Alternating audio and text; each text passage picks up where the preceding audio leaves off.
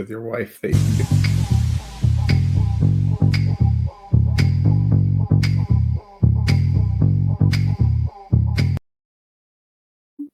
Welcome to episode 11 Reality Podcast. I am your host, Ricky Valero. On today's episode, we're going to be breaking down the menu at the SUR Lounge, and I'm just kidding. We're going to, we need to do that actually. That needs to be like a part of an episode one day where we break down the SUR menu lounge, put it on the big screen, and share it with everybody. But until then, on today's episode, we're going to stay pumped for Vanderpump. We're super pumped for Vanderpump, sorry.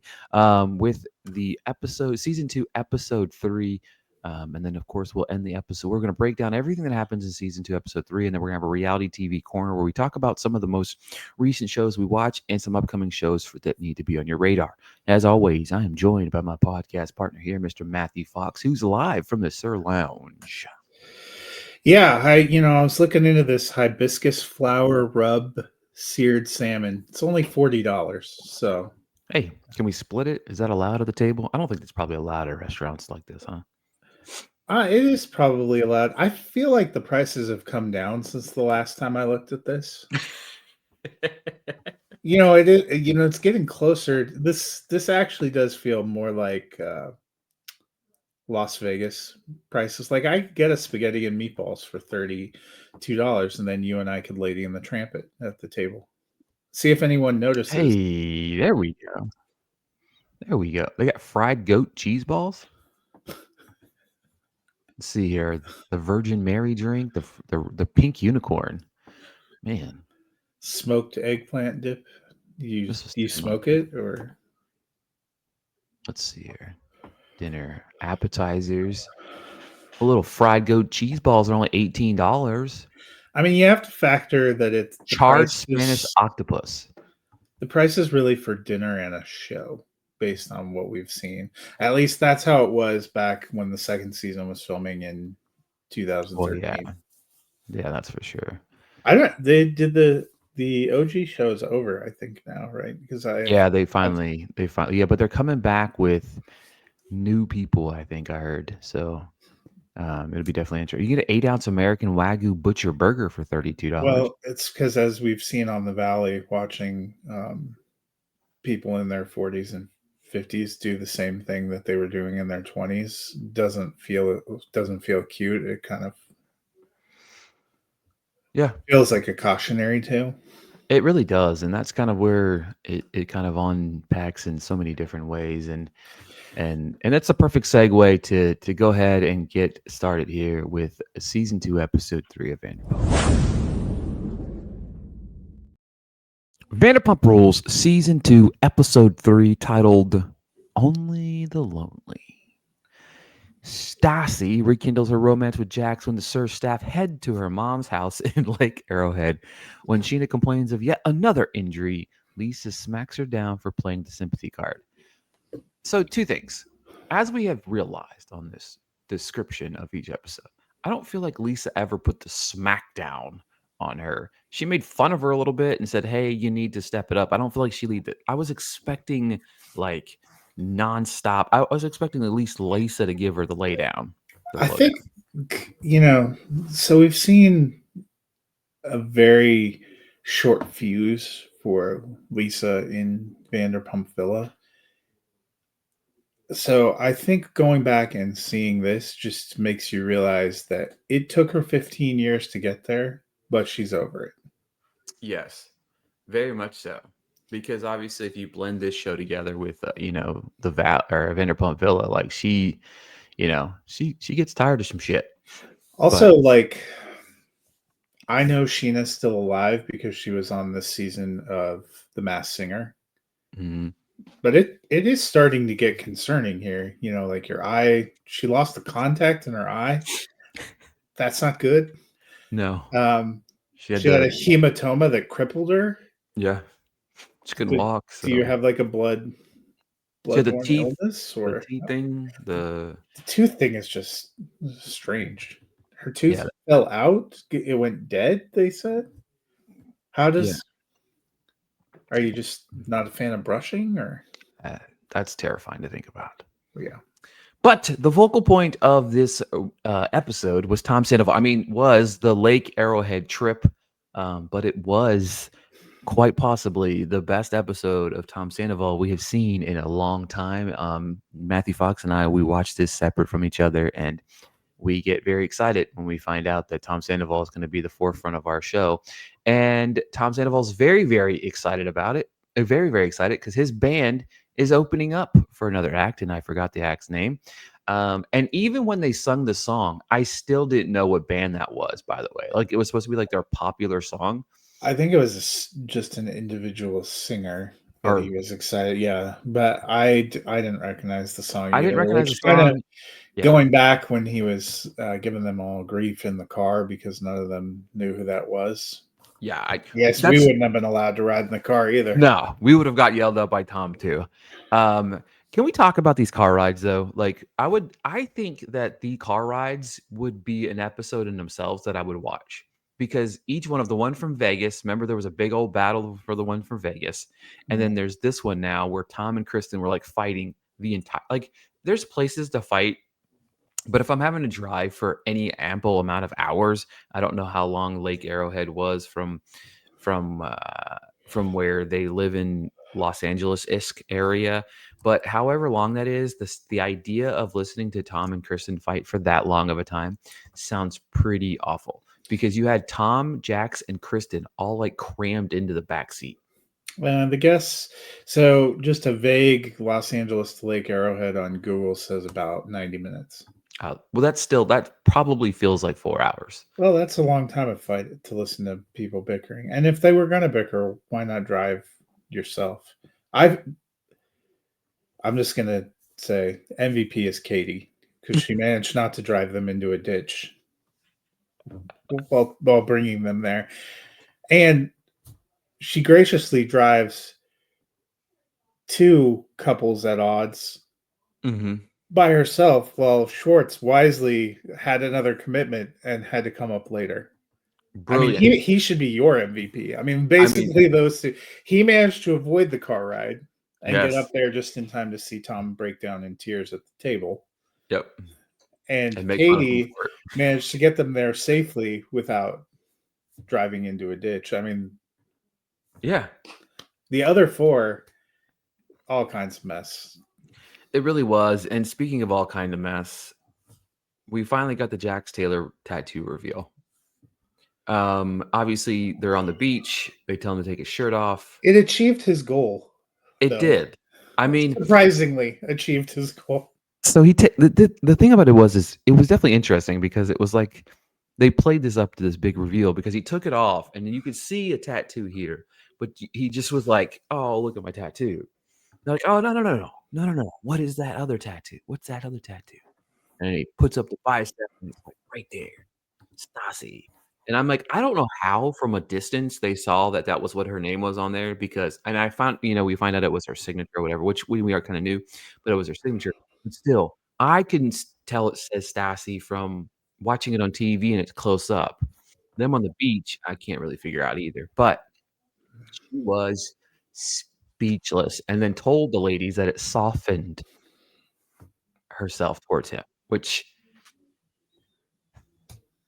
it is what it is. But then we get Stassi's mom, who I don't know who do we vote for MVP. Let's be real. Actually, I have an MVP of this episode. Everybody has to talk to me so far. But Stassi's mom is not thrilled with the tattoo or the fact that she went to dinner with him. And then Or seemingly the fact that she brought him up there. or that she brought him up there and the grilling session. That's what it should have been. Stassi's mom grills Jax Taylor and still does not. She said, "I'm going to tolerate you tonight," which is something I think Jax has probably heard many times in his life.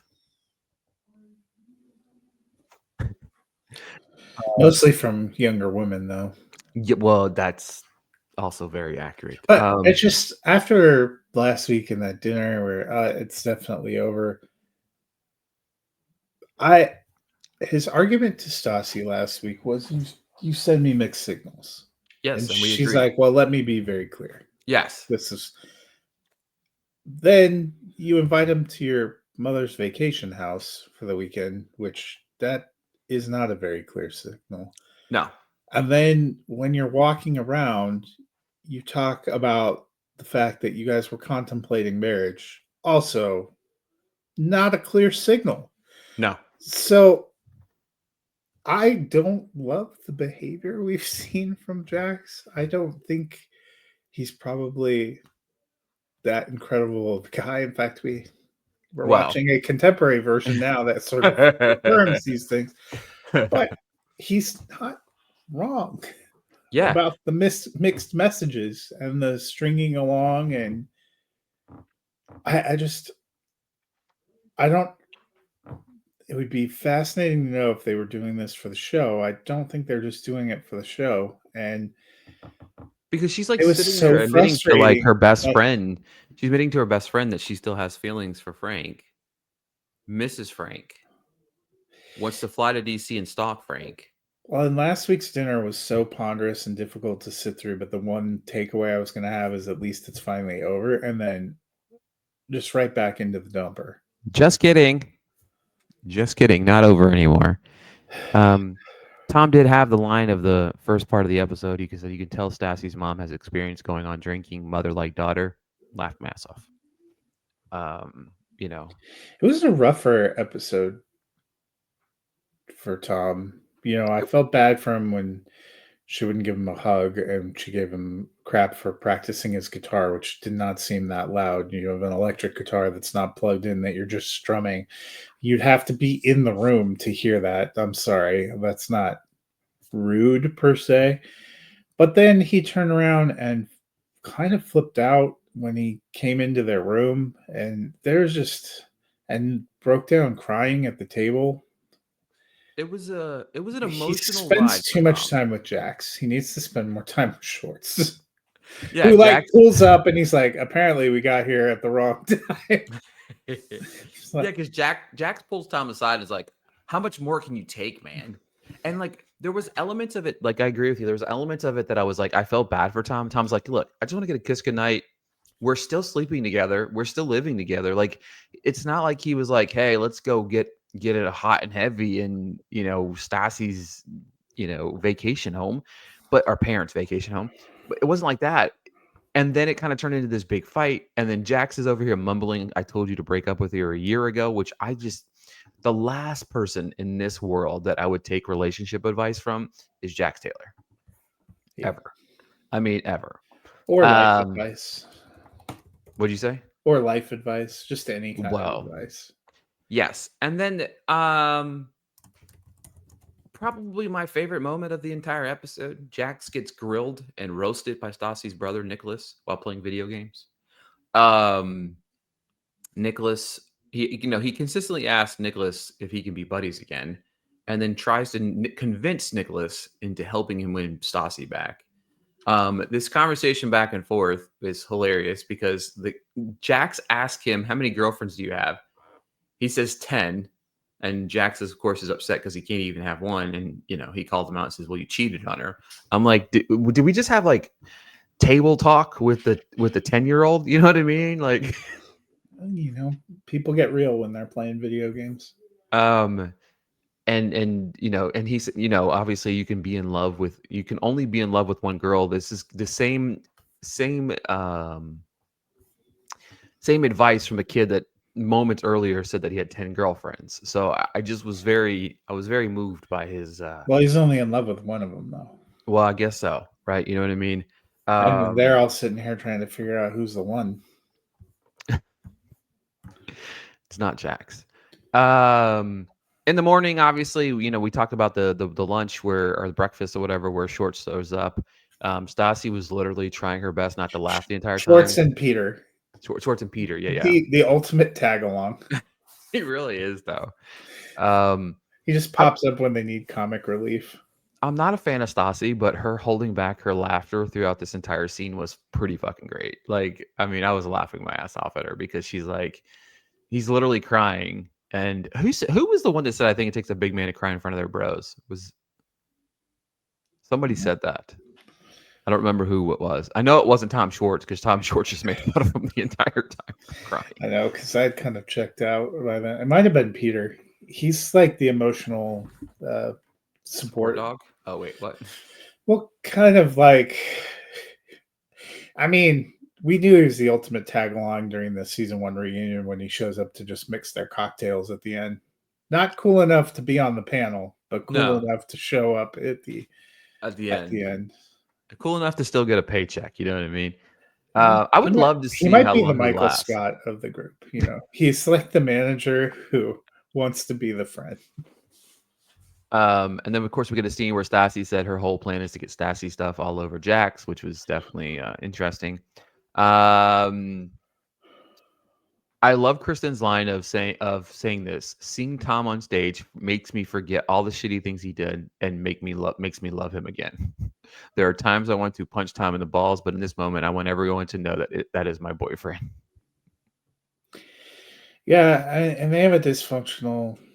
I mean, everything's dysfunctional. Like the first season, I don't think we spent enough time with them to really get. There were indications, but That's one I agree with you because they've been together. I think it was like 4 or 5 years at this point. I five think they said, years. yeah. So it's like you never see them together to make you feel like you should care about the relationship in some aspects. You know what I mean? Like that to me is, and obviously, I guess next week is where we starting to heighten the drama with the introduction of another interesting piece of the puzzle here.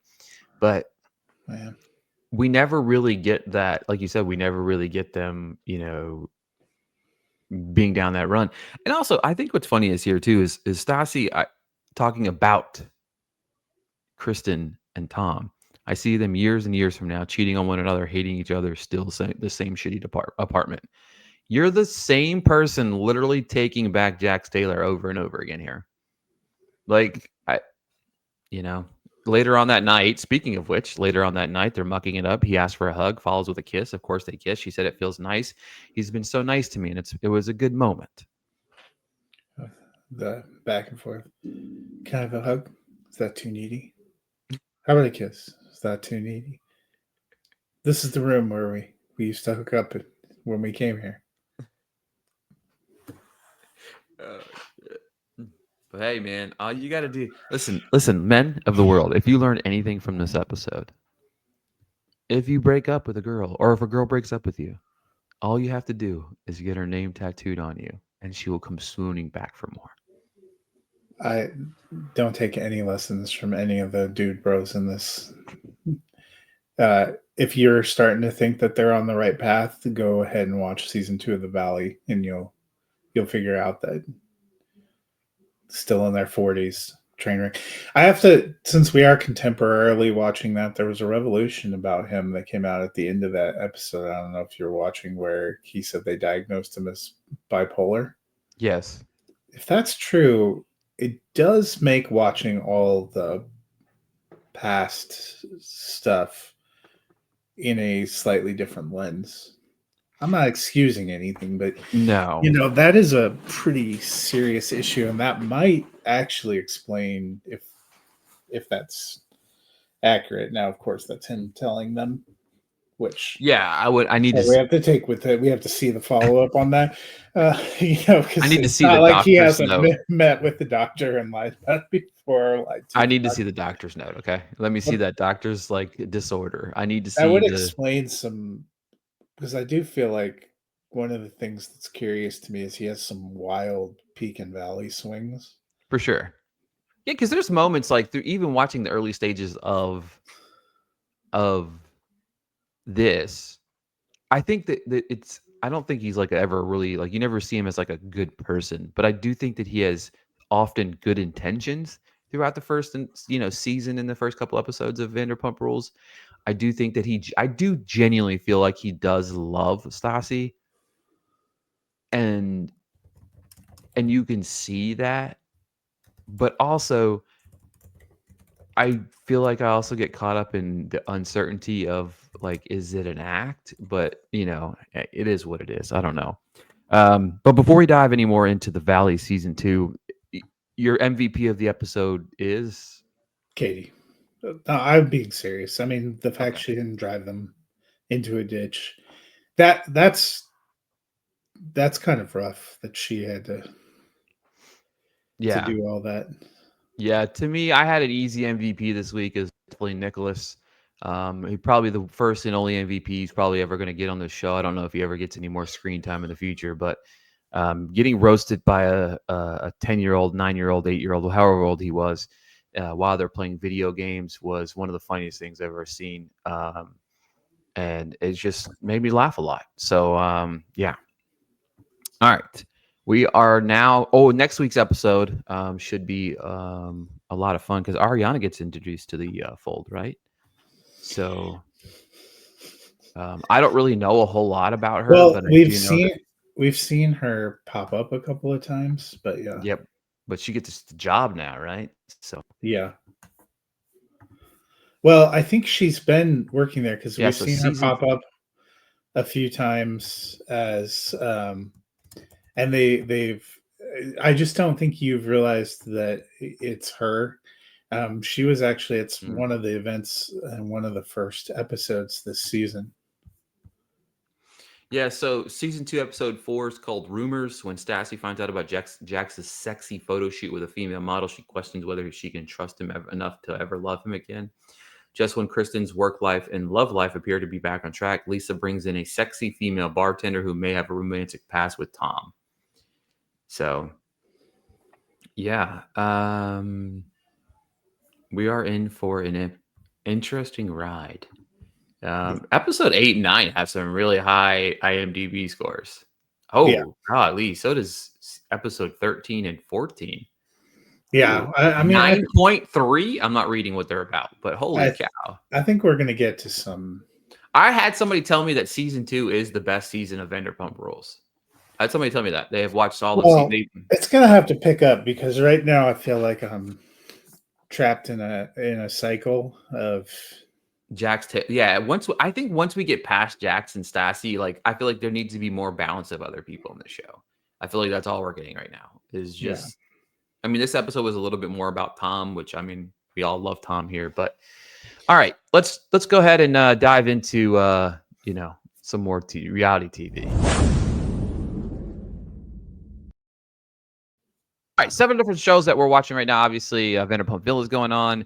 Give me some thoughts on this week's episode. I binge watched all of it at one time, just because, and then I watched the reunion as well. But the Mormon Wives, which is funny that they aired this episode, or Yeah. not episode.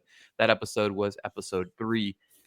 The Mormon Wives is returning with all 10 episodes on the 15th, which some of what unfolded here and at the reunion apparently is going to be out on season 2 of Mormon Wives as well because there's a When lot I think the on. Mormon wives are in episode 3 and 4 of Villa Yeah. because the way it left, they hadn't checked out. We hadn't gotten the Yeah. comment card or anything. I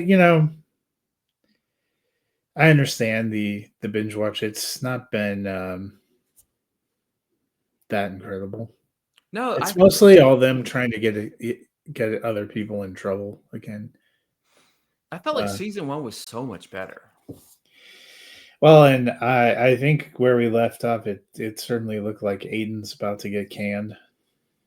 You know, for his Dude he sucks. made the one girl really uncomfortable, and um, he has a weird thing for getting too attached to the guests because we saw it with the Polly. guy Polly in the first set of guests, and now he's trying to get in the middle with somebody else, and then dropping all this negativity about the staff and stuff to the point where she was so uncomfortable she went and sought out another staff member to let them know.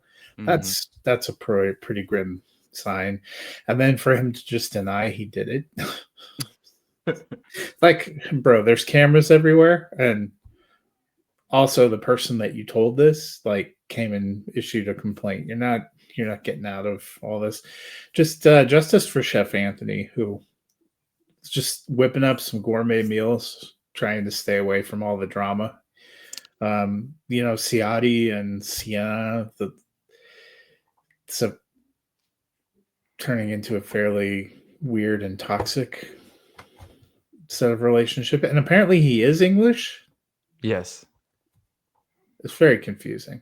It is very confusing, and in the reunion, there's a lot to unpack in the reunion, and I'll talk a little bit more about it once Matt's caught up into the world. But it's I have a problem with some of these reunions.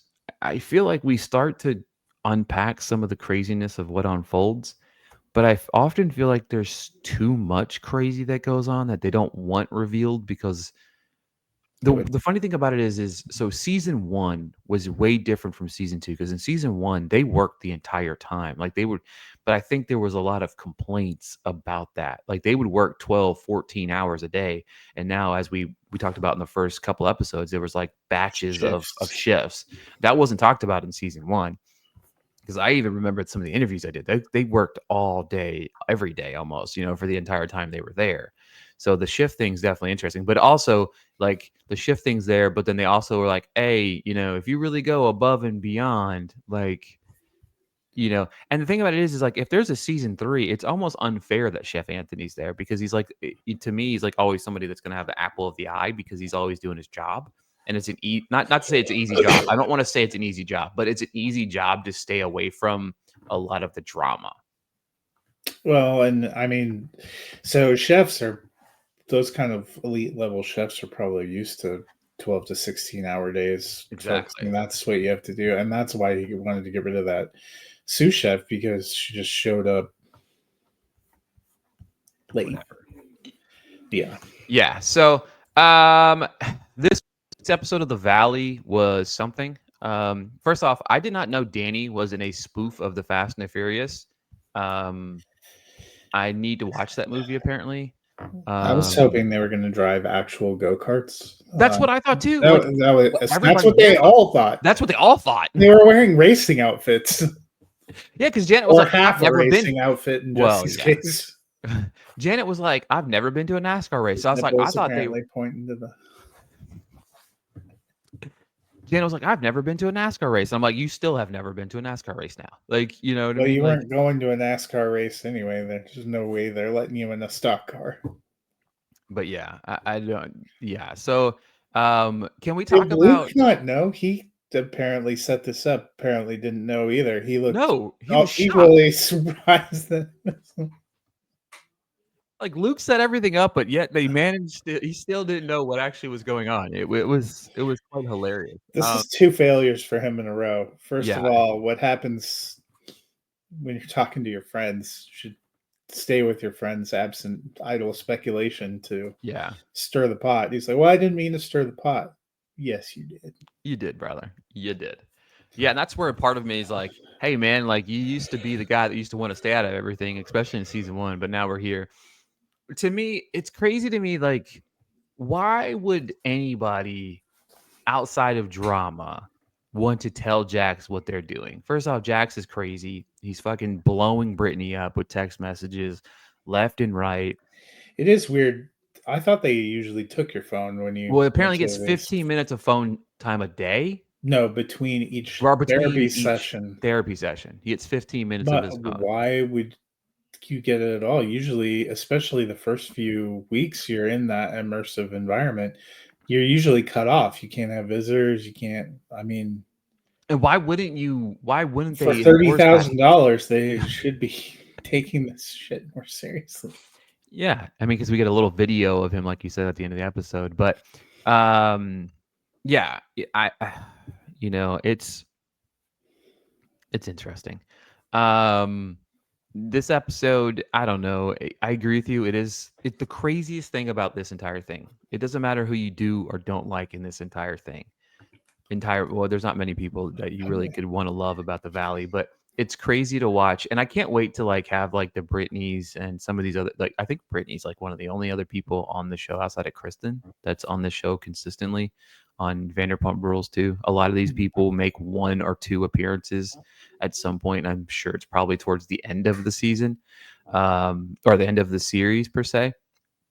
But it's crazy to watch some of these people. Like some of the stuff is just some of them just need to be backed over with a car. But yeah. So any parting thoughts on the Valley episode 4, 3, 4? I mean, it's probably the most dysfunctional trip to wine country since Sideways. At least Oh, Sideways, you get a good hang with Paul Giamatti. let's see here. All right, this week, what's today's date? Today Or the is 11th. May 11th, Mother's Day. Mother's Day. In fact, happy Mother's Day to all the mothers out there. Who are hearing First, this a week later. yeah, exactly. Um, let's see here. 5:15. Obviously, The Secret Lives of Mormon Wives, season 2. All 10 episodes are dropping at one time on May 15th. The following Monday, Lego Masters is kicking off on Fox. The week after that is Destination X. I actually can't wait to talk about that. But let's see here. That's really Sneaky Links is coming out on May 21st on Netflix. I'm gonna start binging that soon as well. But yeah, lots of reality TV. It's summertime. We got the big announcement that Love Island's coming back on 6/3. I'm gonna try to figure out a way to cover that because obviously it's a huge show. Next Gen NYC starts on 6/3. Below Deck starts on 6/2. New show on Fox called The Snake sounds interesting. Starts on 6/10. But it's summertime, Well, so lots summer of it does end up being usually the reality TV yeah. time. We have a couple more weeks, or actually, I think next week is the last week of the regular broadcast season. But my shout out before we get out of here, I'm going to make my pitch once again. The Rehearsal is the greatest thing on the history of TV right now because in episode 3, Nathan Fielder, in order to further this concept of trying to figure out the interpersonal dynamics of pilots in a cockpit and how that might help aviation safety, decided to figure out if he could get in the mindset of Sully Sullenberger by using his biography to relive his life, starting when he was a Sully baby. Nathan Fielder made himself a Sully Sullenberg baby, complete with a giant crib, a giant animatronic parent, had his diaper changed. So you're watching it all. It was incredible. Him laying on a bed just listening to Evanescence, because apparently that was a big podcast or a big iPod favorite for Sully Sullenberger.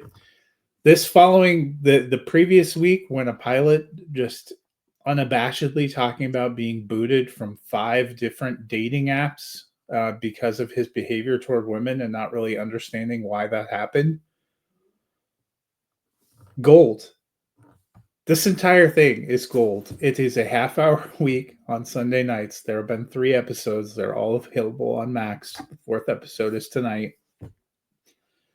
What he's doing is unbelievable and some next level stuff that is, I mean, it's played almost like a serious documentary, but there's incredible comedy. Well, you It's heard it here, folks. Rehearsal, you need to watch it Sundays on Max. Obviously, the first 3, and then by the time you probably hear this, the first 4 episodes are streaming on Max right now. At some point in time, I need to get on get on the Matt Fox just bandwagon so and that watch you that can show. see baby Sully. All right, folks. Next week we'll be back breaking down episode 4 of Vanderpump Rules season 2, and then we'll be talking about everything else that we're watching at the same time with the reality TV corner. Thank you guys so much for tuning in to another episode, and like I said, we'll be back next week. Stay super pumped.